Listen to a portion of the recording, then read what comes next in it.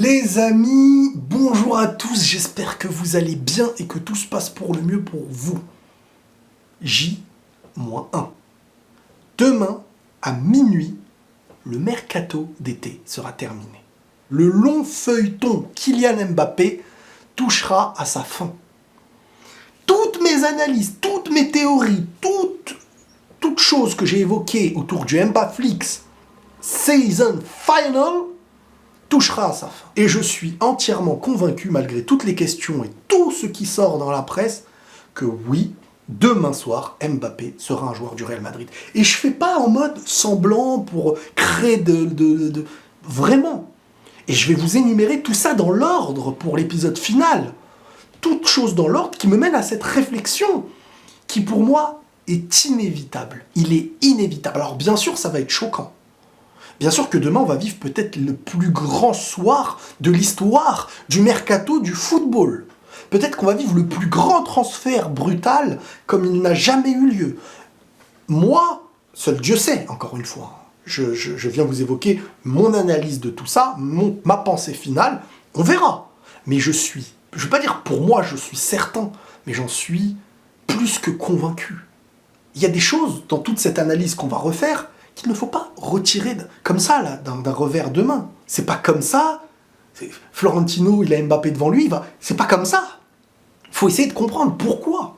Il faut essayer d'expliquer pourquoi. Et ce sujet-là, avec tous mes arguments, j'en ai débattu. J'en ai même parlé sur la chaîne avec l'immigré parisien, pour que tout le monde puisse comprendre que je suis pas là à dire il vient sans argument. Oui. Quelle serait la finalité de demain ? Alors pour moi, je vais aller dans l'ordre. Déjà le 31, c'est un jour sur lequel je reviens depuis plusieurs moments. Pour moi, c'est le 31. Alors on a tous cru, et à plein de moments, que ça aurait pu se faire tôt, surtout quand Nasser, publiquement, avait clairement dit soit le mec prolonge, soit le mec s'en va. Mbappé n'a toujours pas prolongé jusqu'à la fin du mercato. Il refuse, et pour moi, il refusera encore. Donc, je comprends pas comment les gens sont passés à travers une simple rumeur de « oh, il laissera ses primes, ça y est, c'est bon maintenant », d'un discours de Nasser public disant « il prolonge ou il s'en va », à « il reste, tout le monde l'accepte, et il n'y a plus de problème ». Tous ceux qui en avaient fait un ennemi deviennent ses alliés. Tous ceux qui étaient en train de chercher ses failles dans les matchs ratés, dans les trucs contre Manchester United, machin, et là il avait raté, là il avait réussi, deviennent son plus grand allié. Quand moi-même je vous posais la question de pourquoi, dans le même schéma où il pouvait risquer de partir libre l'année dernière 2022, personne ne lui en voulait, parce que la presse fait ce qu'elle veut. Paris vous fait croire ce qu'ils veulent, Madrid nous fait croire ce qu'ils veulent. Le tout, c'est de ne pas être aveuglé par ce qui se dit, à part quand une chose est officielle bien sûr, ou que voilà, c'est vraiment sourcé et tout. Le mieux, c'est de constater les faits. Donc ce qu'on va faire, c'est qu'on va constater les faits, et moi c'est ce que j'essaye de faire cette année pour ne pas me faire avoir comme l'année passée. Les faits, ils sont où et dans quoi ? Je prends Kylian Mbappé, et moi la chose sur laquelle je m'arrête, dans laquelle je reviens, c'est le moment du Kylian Saint-Germain. On avait le PSG, qui à ce moment-là avait fait une sorte de vidéo, montage avec les paroles de Kylian, quelque chose qui lui ont été pris d'une interview, et sans son accord, ça a été mis pour être mis à la tête d'un projet de l'année prochaine, vraiment autour de lui, alors qu'à ce moment-là, il y avait Messi, Neymar et tout, mais on a vraiment mis les choses autour de lui pour se dire, bon, voilà, t'es l'élément premier pour les places du parc de je sais pas quoi l'année prochaine. Et bizarrement, déjà, ce truc-là, je le trouvais bizarre. Je me disais, mais pourquoi, publiquement, t'en arrives à créer une histoire alors que le club est en train de faire des choses autour de toi ? Vraiment, je me dis, non, machin, ce n'est pas le Kylian Saint-Germain en story et tout. Et quand même, c'est bizarre, le gars, il veut pas vendre du rêve sur l'année prochaine ou... Bon. Ensuite, on a l'interview où il dit, moi je reste. Moi je reste, je suis heureux, je reste. D'accord. Et on a le départ de Benzema. Le Real Madrid qui perd Karim Benzema. Numéro 9, à l'année de l'inauguration du Bernabéu, tu n'as plus de numéro 9. Et depuis que Benzema est parti, il y a eu Arda Güler, il y a eu Bellingham, je ne sais plus si c'était avant ou pas, il y a eu Joselu, et ce numéro 9 n'a pas été donné. Donc à ce moment-là, on se disait, oh, il y a peut-être Harry Kane, et on en parlait. Et moi-même, le premier, je vous disais, les gars, si Mbappé n'offre pas d'assurance pour venir à Florentino, il faut prendre Harry Kane. Ça, je me rappelle, je vous le disais clairement. Mais à ce moment-là, j'ignorais qu'il y aurait possibilité d'évoquer ne serait-ce qu'un Mbappé cette année. C'était inconcevable. Paris ne pouvait pas lâcher Kylian. Paris n'a jamais lâché Kylian. Paris a toujours été... Kylian, c'est notre pièce maîtresse, c'est notre joueur, c'est notre... Et jamais, publiquement, tu vas rabaisser Kylian. Et là, il commence à y avoir des échos.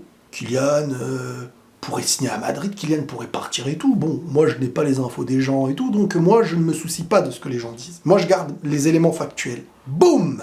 La lettre de Kylian qui annoncerait au PSG ne pas prolonger, ne pas activer son année en option. Et là, il faut comprendre que l'accord entre Paris et Mbappé, c'était si tu ne comptes pas prolonger, préviens-nous au moins 1 an avant 2024 pour qu'on puisse s'organiser. Donc lui, il les prévient 1 an avant 2024. Le problème qui se pose, c'est que maintenant, Kylian, quand il fait ça, jusqu'à là, c'est normal et Paris pourrait réfléchir à le vendre. Mais il dit non, je reste.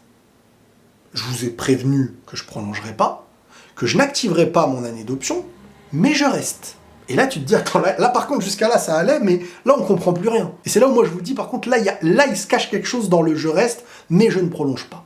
Il sait qu'en disant ça, il va quand même se mettre à dos ses supporters, le club. Et quand on lui pose la question, parce qu'il y a eu après des interviews et tout, il commence à se positionner bizarrement.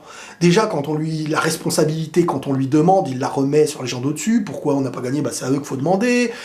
Tac. Et quand on lui dit, mais pourquoi alors vouloir rester, mais sans prolonger? Et là, ça bégayait un peu, parce qu'il ne peut pas y avoir de réponse concrète. Et entre-temps, Florentino a abandonné Harry Kane. Et là, tu te dis, c'est bizarre. En plus, le coach le voulait. En plus, c'était l'un des seuls véritables attaquants qui pouvait se positionner en neuf, sachant jouer au ballon.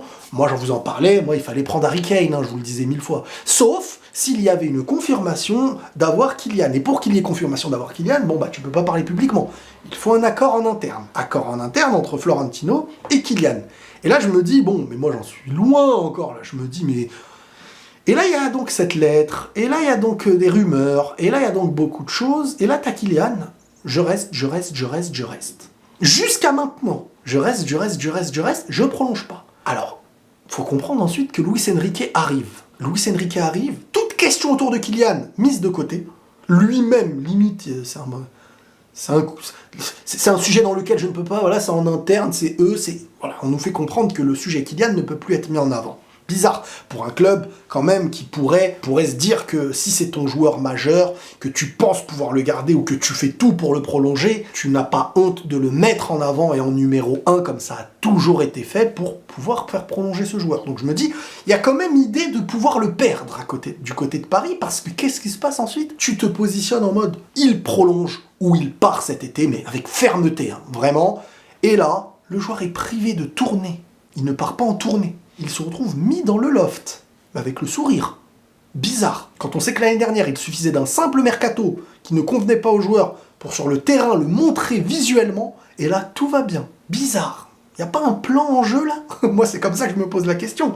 Et je me dis, tiens, on est enfin dans un moment où le PSG accepte de vendre Kylian. Chose qui n'a jamais existé. Et en plus, je me dis, mais tiens, comme par hasard, après la Coupe du Monde au Qatar. Et je me dis, comme par hasard, quand il a prolongé l'année dernière, en vrai, c'était pas jusqu'à 2025 et 2024. Donc, pourquoi ça a été caché? Bizarre aussi. Prolongation courte qui assurerait facilement aux joueurs de pouvoir partir plus tôt pour le faire garder. Pour le garder alors que lui voulait partir quelques semaines avant la prolongation. Donc, en arrivé là, tu te dis, donc le gars fait une prolongation courte pour pouvoir peut-être partir plus tôt, n'active pas son année d'option, mais continue de dire il veut rester. Et là, t'as Florentino qui a Mbappé sur le marché des transferts, car le PSG dit qu'il doit partir ou qu'il prolonge, et là, t'as Mbappé qui refuse de prolonger. Et t'as Florentino, il est là, et il bouge pas.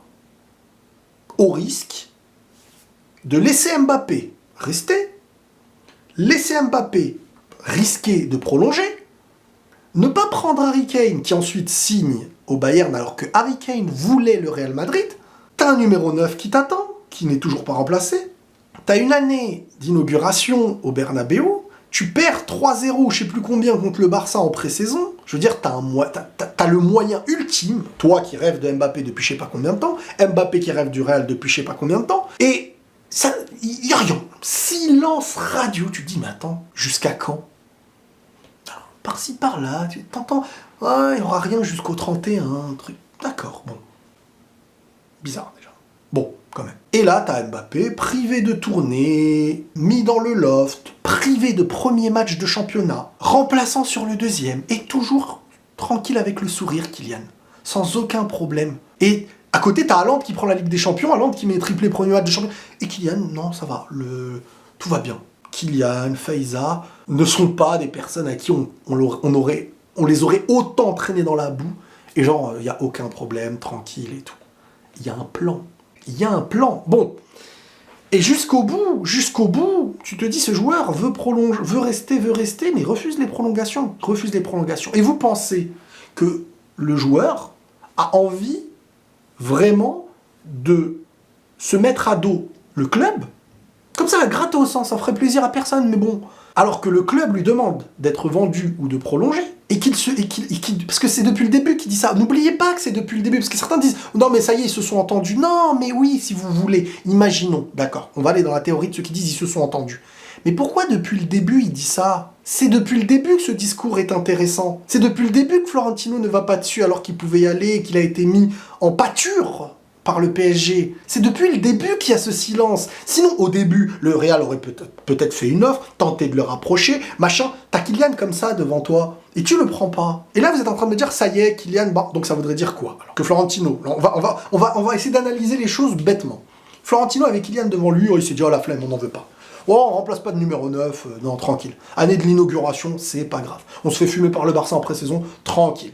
Et Mbappé, de son côté, ouais, on me met dans la boue, on me prive de match, truc, mais je veux rester.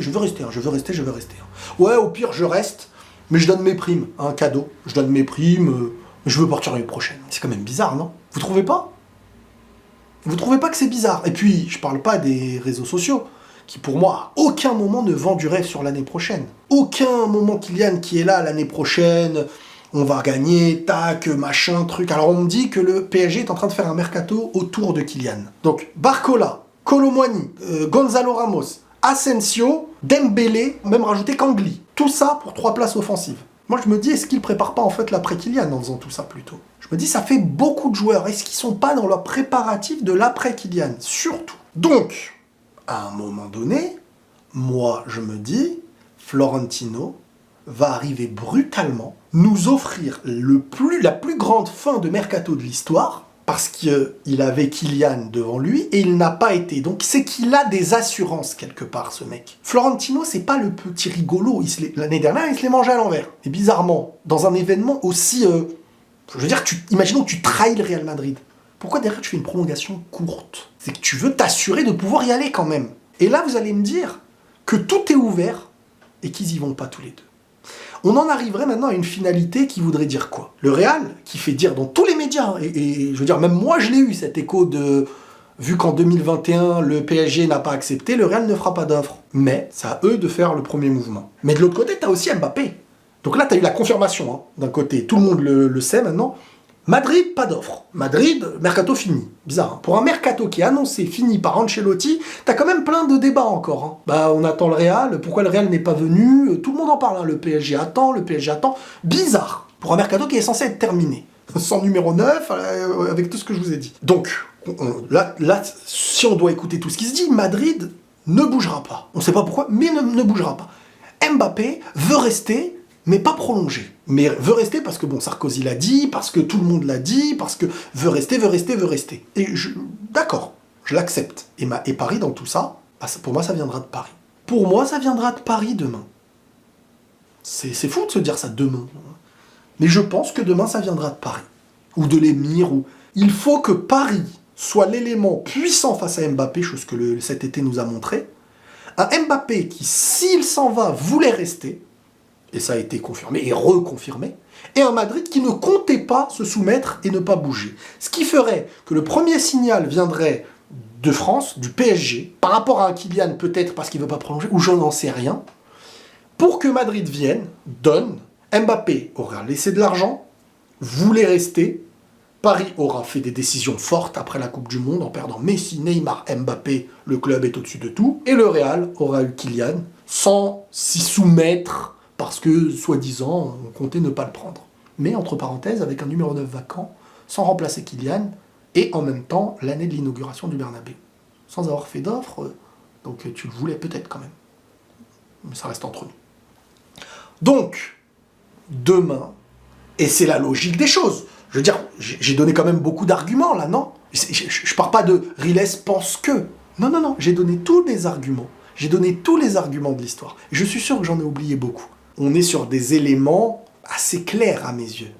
Sans parler des clins d'œil qu'on peut voir par-ci par-là, clins d'œil ou pas, c'est pas des arguments hyper valables, mais ça complète. Sans parler des rumeurs qui tombent en même temps, sans parler du timing, sans parler de beaucoup de choses. Donc, on verra demain soir. Et si ça se fait pas, bah, on en parlera. Je ne suis pas devin, je n'en sais rien, seul Dieu sait, comme je vous le dis, mais je prends en compte tous ces éléments. Mais pour moi, demain soir, à la fin, jusqu'à la fin, mais à la fin, Mbappé sera un joueur du Real Madrid pour un transfert historique. On en reparle très très vite. Prenez tous soin de vous les amis et la paix sur vous.